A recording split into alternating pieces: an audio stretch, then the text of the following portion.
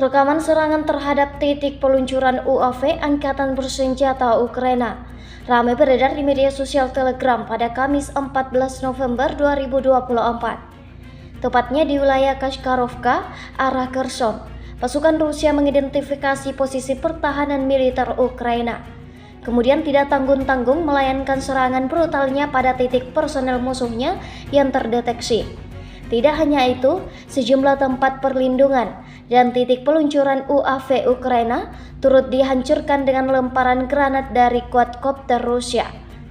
Insiden ini jelas menambah daftar kerugian panjang yang didapatkan Angkatan Bersenjata Ukraina. Hingga video ini beredar, beragam respon diberikan warganet.